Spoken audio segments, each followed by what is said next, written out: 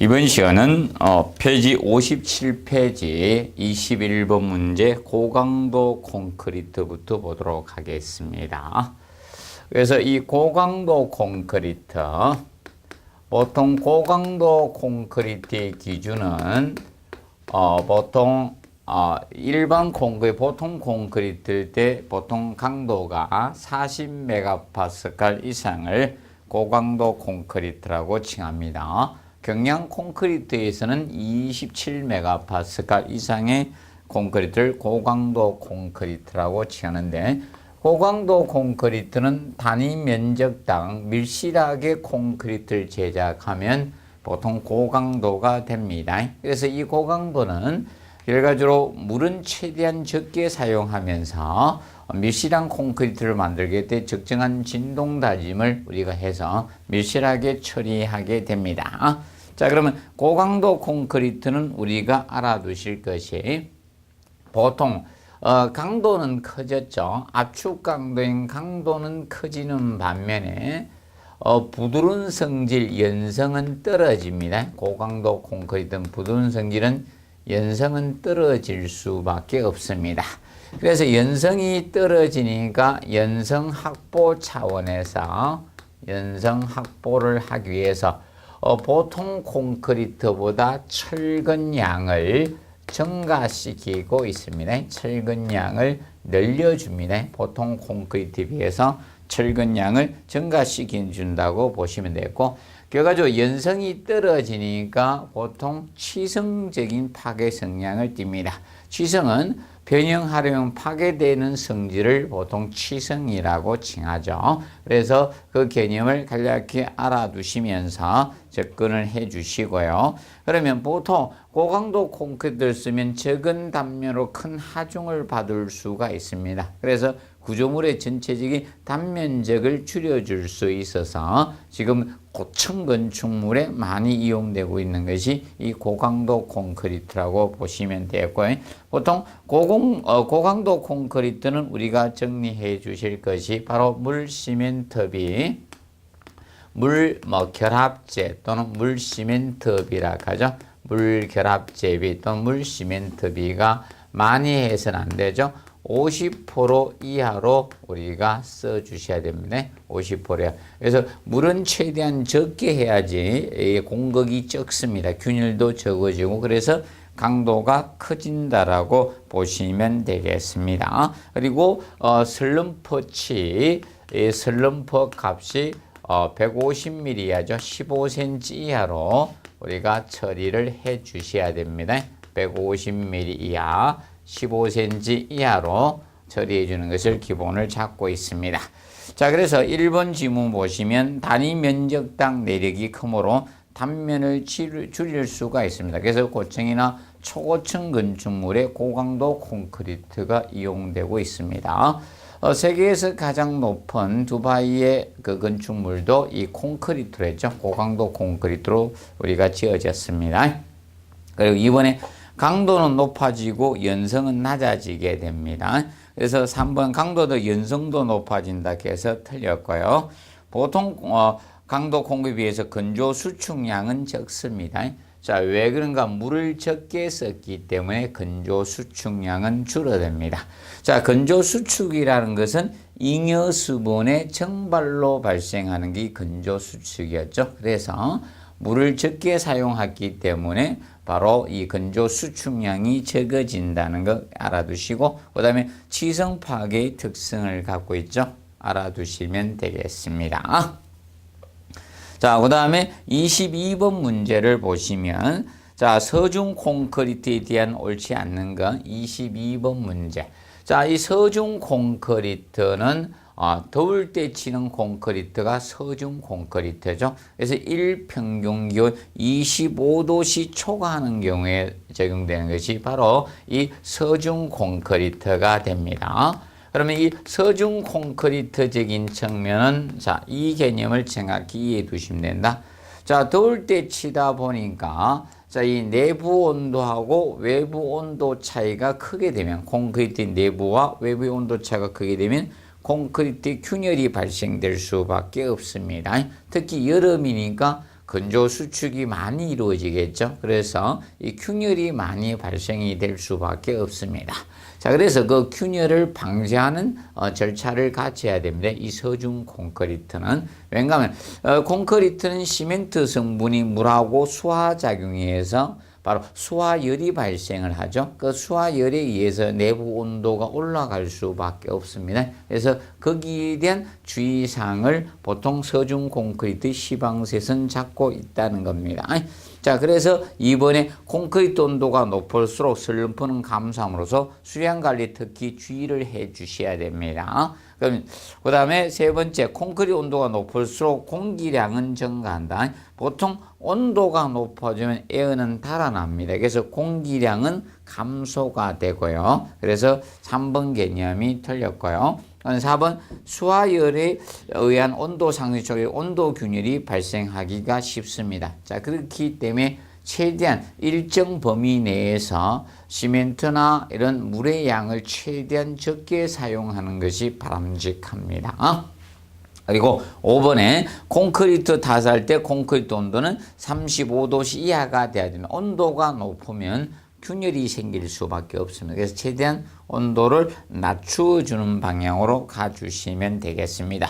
자, 그리고 보통 슬럼프 값은 기본적으로 보통 고강도 콘크리트나 베이스 콘크리트는 150mm 이하로 가주시면 되겠고, 유동화 콘크리트는 우리가 210mm, 21cm 이하로 가주시고, 나머지 콘크리트는 180mm 이하, 18cm 이하로 가주시면 되겠습니다. 그래서 여기에서는 많이 사용하라는 규정이 나오면 그 문장은 틀린 문장이 된다는 점을 자, 정리해 두시기 바랍니다.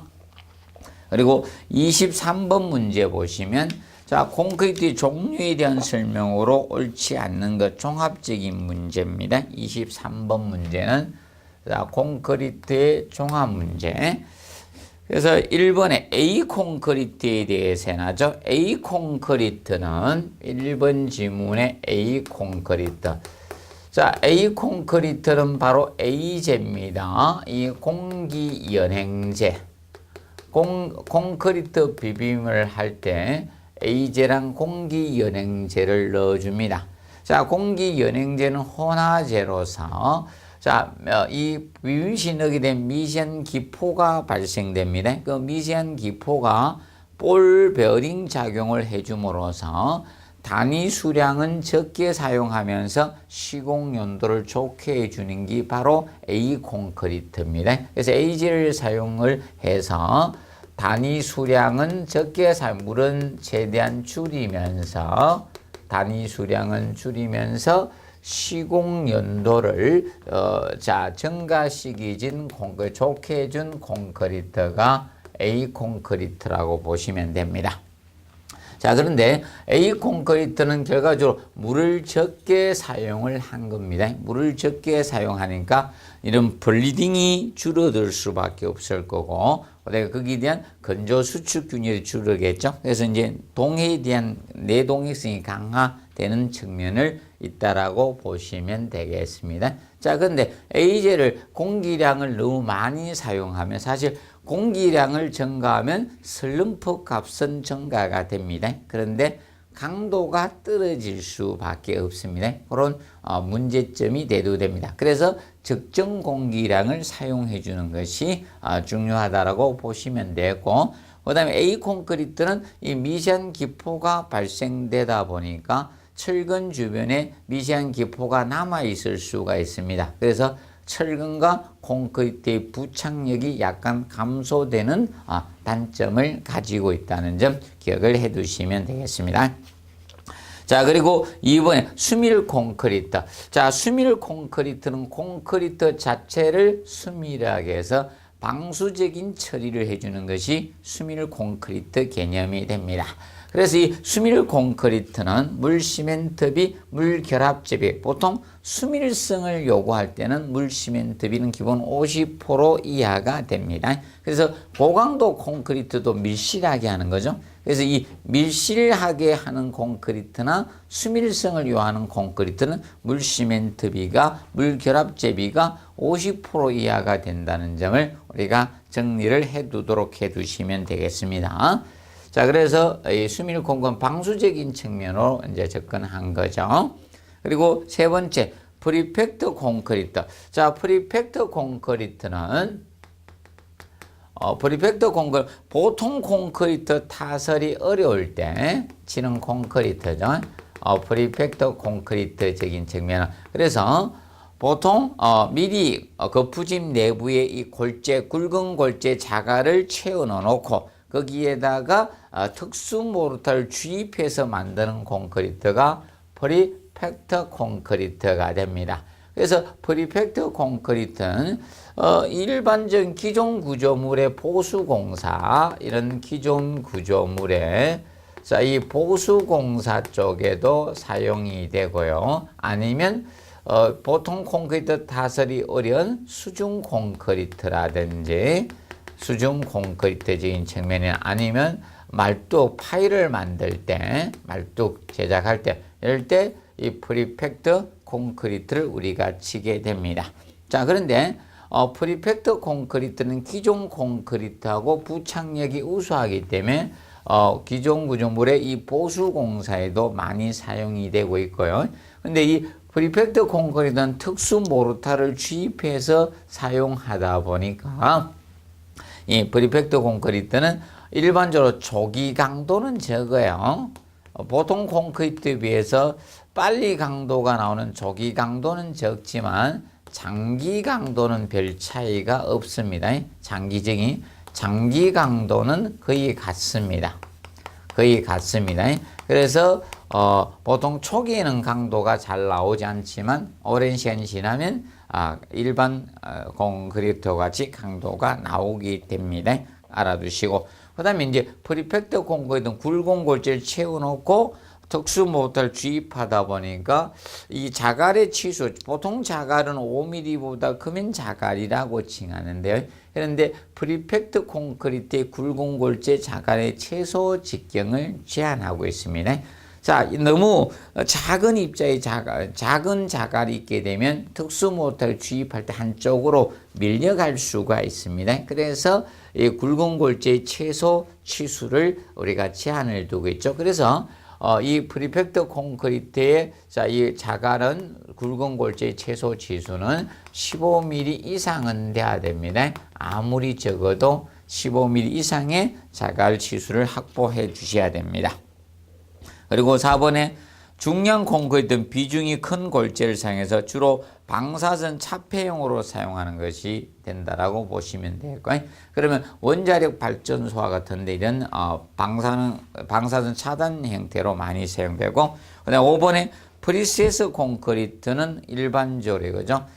보통 힘 부재에 힘이 발생하는 무제에 미리 압축의 프리스탯을 가해서 힘 강도를 증가시키는 것이죠. 그래서 그게 스트레스를 미리 가해 부재의 압축 응력이 발생하지 않게 한 거다. 그래서 압축력이 생기도록 만들어준 거죠. 압축 응력이 발생하도록 만들어서 힘 강도를 증가시켜 준 것이 프리스테스 콘크리트의 개념이 됩니다. 그래서 5번 개념이 틀렸습니다. 이렇게 두시고, 그 다음에 24번 문제 보시면 24번 자, 경량골재 콘크리트 공사에 대해서 다루고 있습니다. 경량골재.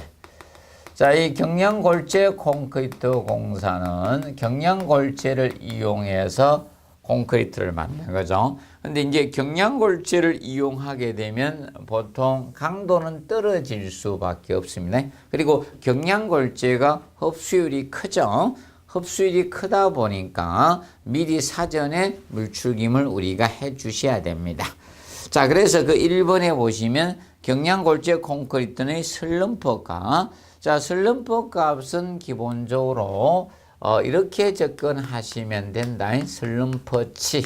슬럼프 값은 아까 정리해 줬다시피 자, 150mm 이하로 하는 것은 자, 고강도 콘크리트나 베이스 콘크리트입니다.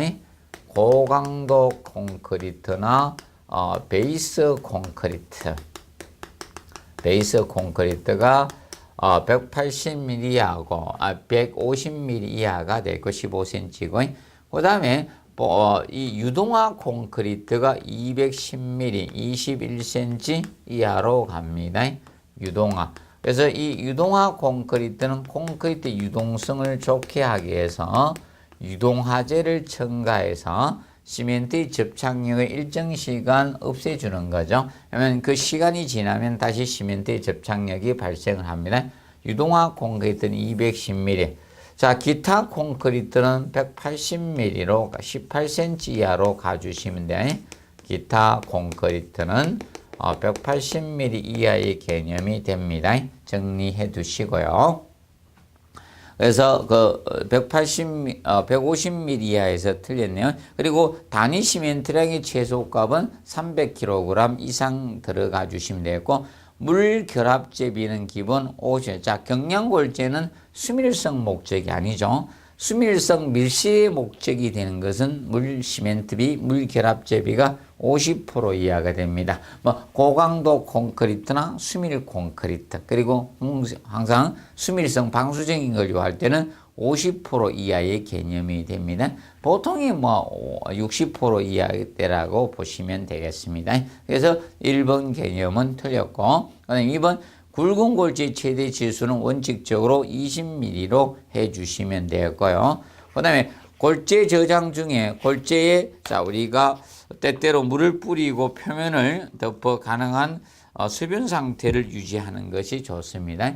자, 이 골재는 왜 그런가? 경량 골재는 흡수율이 높기 때문에 콘크리트 비민 시 미리 이 물을 뿌려줘서 수분 상태로 만들어줘야 됩니다. 그래서 표면은 건조하지만 내부 포수 상태로 만들어주는 게 좋습니다. 만약에 콘크리트 비민 시 골재가 건조 상태가 되면 콘크리트에 넣어준 물 수분을 다 빨아들여 버립니다. 그래서 기본적으로 수분 상태 유지하는 게 좋고요. 그 다음에 4번에 슬럼프는 일반적으로 대체로 50에서 180mm를 표준으로 잡고 있습니다. 그리고 경량 콘크리트의 공기량은 일반 골재 사용 콘크리트 1% 크게 해줍니다. 왜 그런가 하면 경량 콘크리트는 보통 골재보다 보통 이 구멍이나 이런 게 나기 때문에 좀 거칩니다.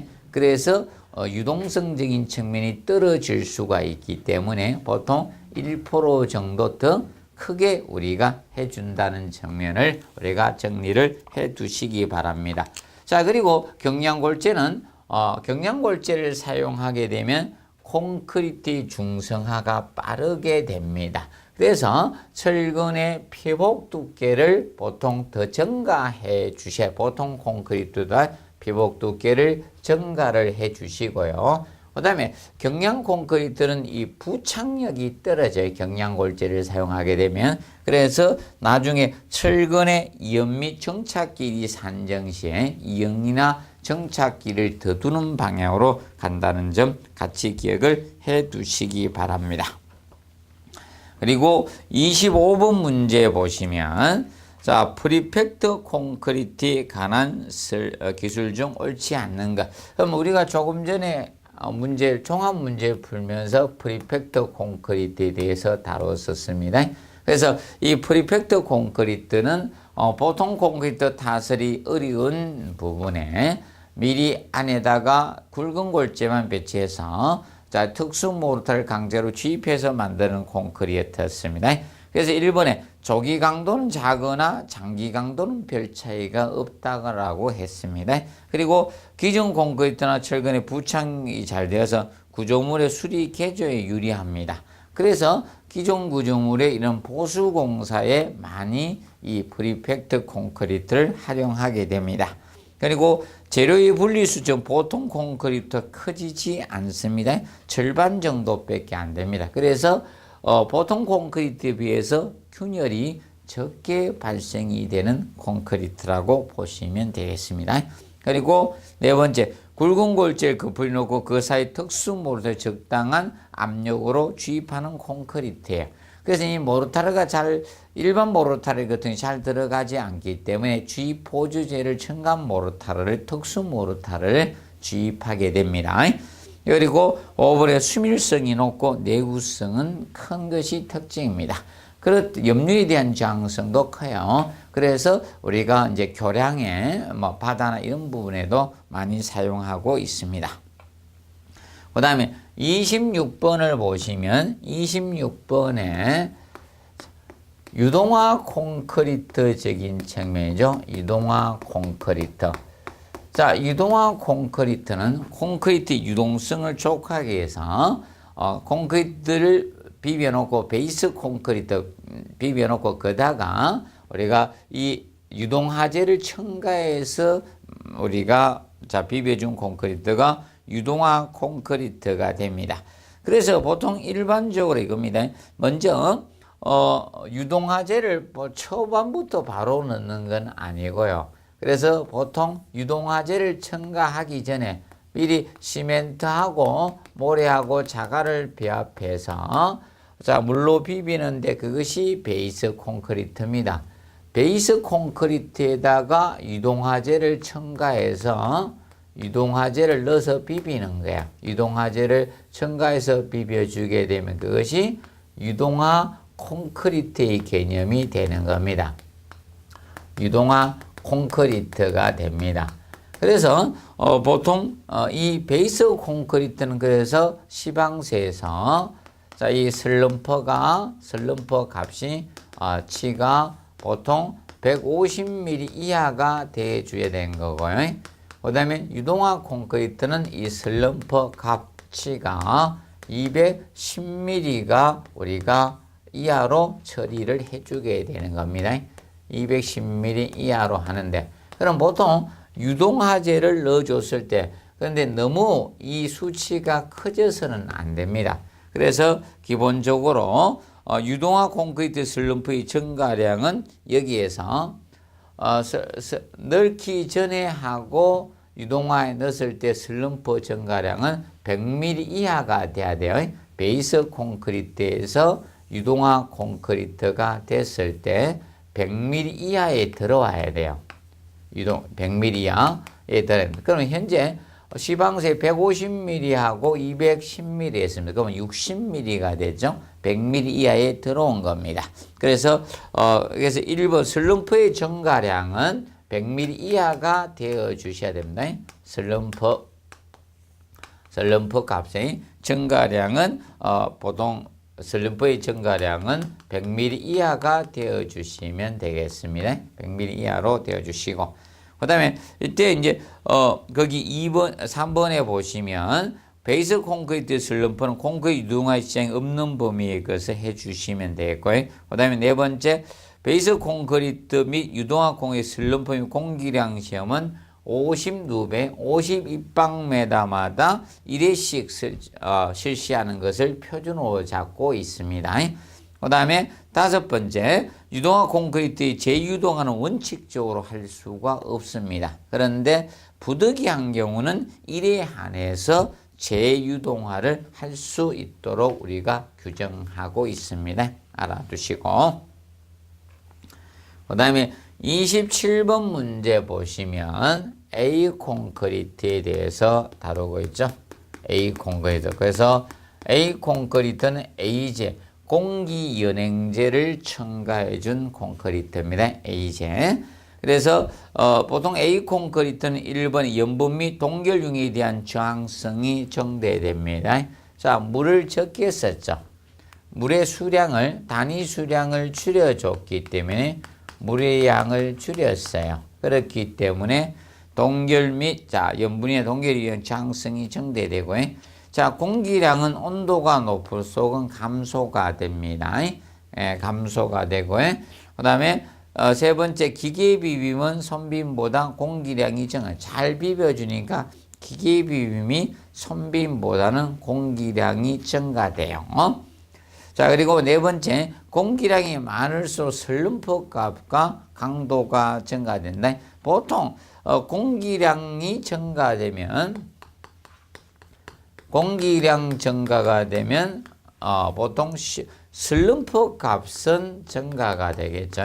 슬럼프 값은 증가가 됩니다. 이거로 시공 연도는 좋아진다는 겁니다. 시공 연도는 좋아지는데 이 압축 강도는 떨어지게 됩니다. 그래서 이 강도는 저하를 가져온다는 점을 우리가 알아두도록 해주시면 되겠습니다. 그래서 강도는 떨어져요. 보통 압축 강도는 3에서 5%, 공기량 1% 증가되면 강도는 3에서 5% 정도 감소를 가져오게 됩니다.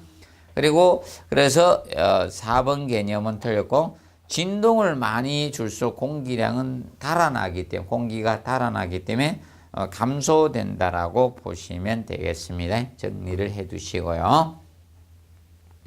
자, 그 다음에 28번 문제를 보시면, 자, 철근 콘크리트 부에서 늑근을 사용하는 요소 부적당한 것 해가지고 나왔습니다.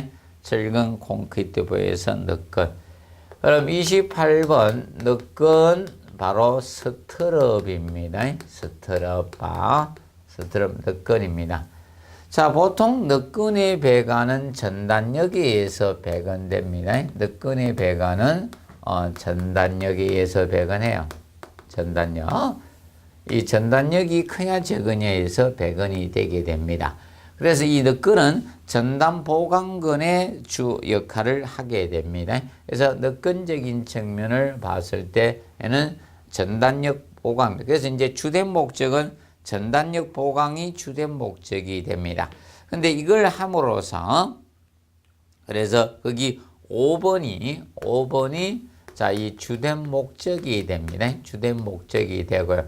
늑근 스트럽은 보의 주근을 감싸는 철근이 늑근이죠. 그래서 보통 기둥에서는 띠철근이 되겠고, 보에서는 늑근 개념 스트럽바가 되죠. 스트럽이 됩니다. 그러면 보 수평 부재가 있을 때 이 주근이 있을 때 주근을 갖다가 이렇게 감싸는 철근이 바로 늑근이 되겠죠. 늑근 개념이 됩니다. 이것이 늑근 스트럽 개념이 됩니다. 그래서 늑근은 바로 이 주근 상호 간의 위치 유지적인 측면이나 철근 조립을 하기 위해서 늑근이 필요하게 됩니다.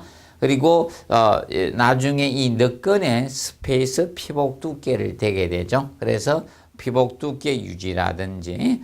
그런데 이제 주된 목적은 사실상 이겁니다. 바로 전단력에 의해서 배근되기 때문에 전단력 보강이 주된 목적이 되게 됩니다. 그리고 늑근은 우리가 알아두실 것이, 그래서 이제 이 전단 균열을 방지하는 역할을 하는데, 전단 균열 방지를 하기 위해서는 보통 늑근은 주인장철근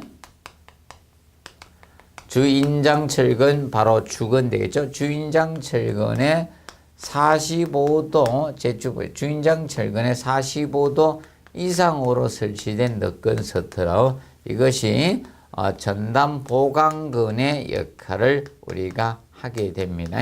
전단 보강근 역할을 하게 됩니다. 그래서 45도 미만의 경우는 할 수가 없습니다.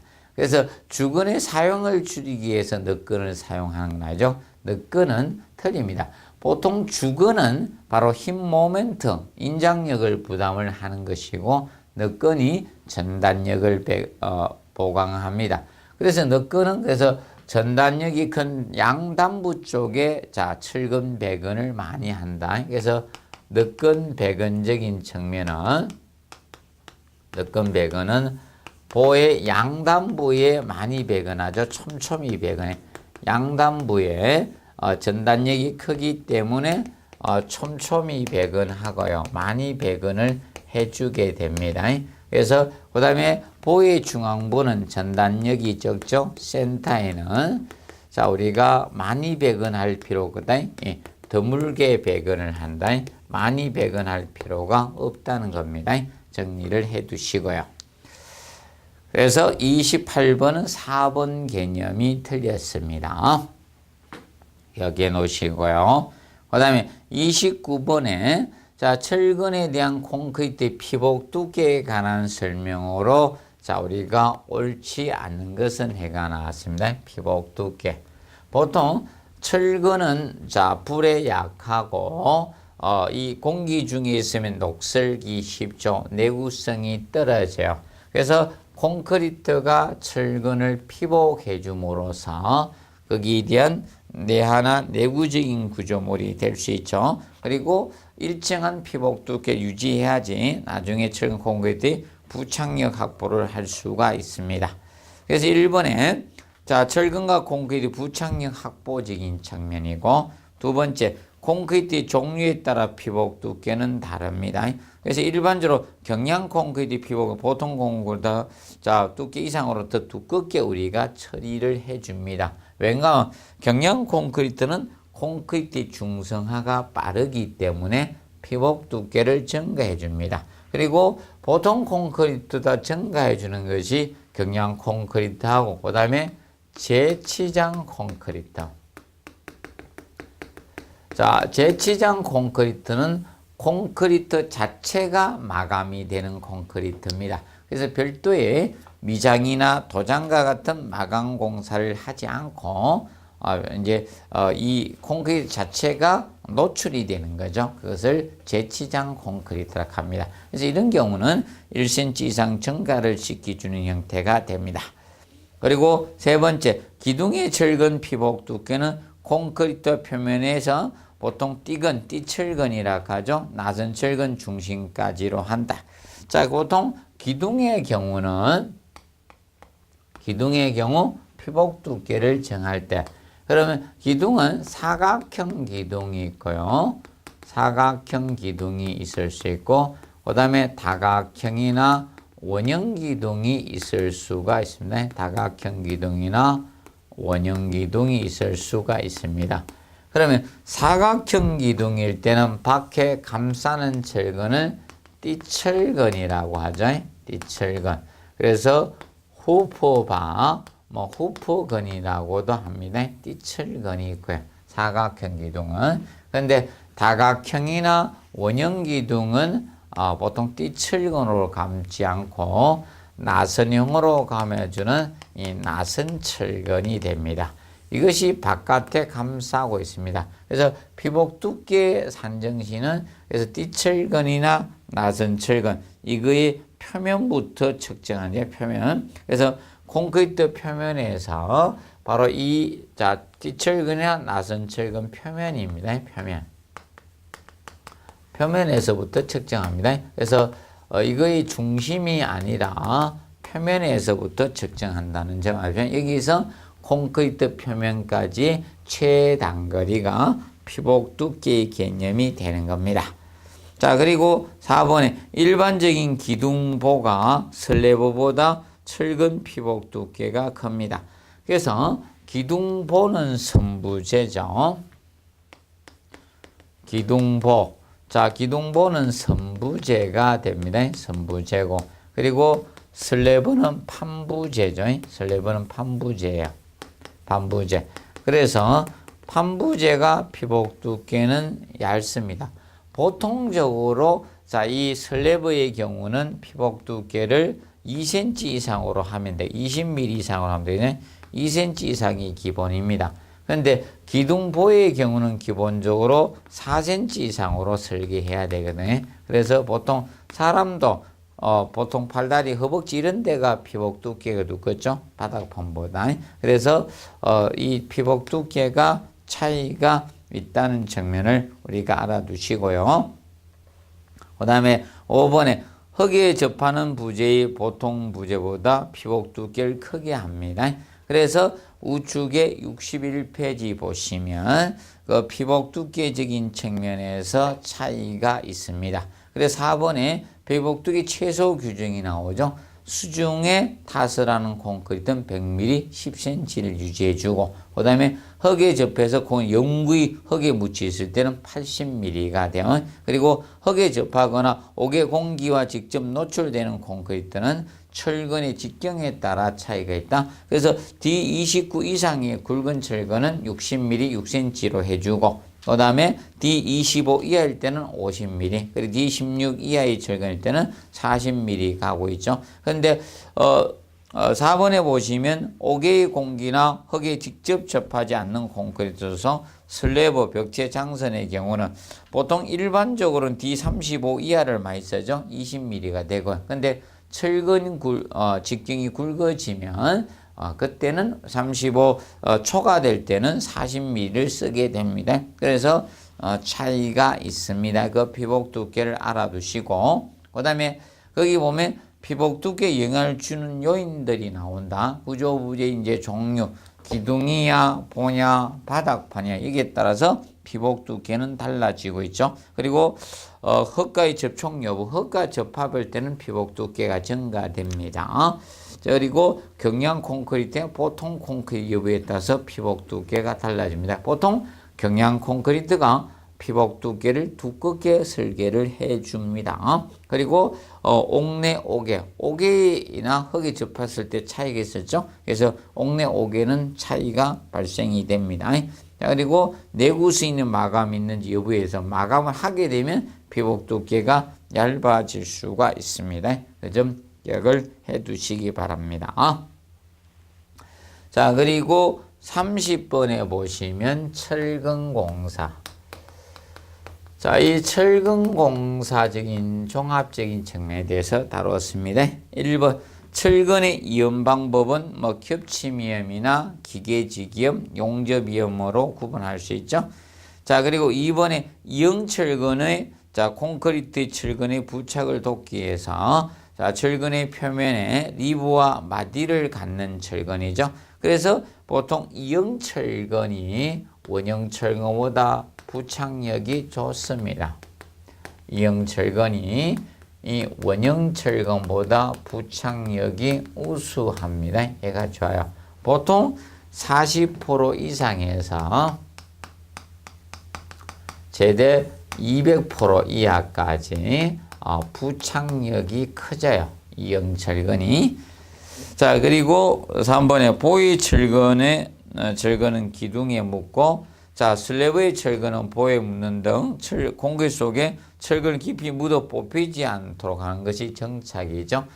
정착은 뼈대만 정확히 아시면 돼요. 정착 개념은.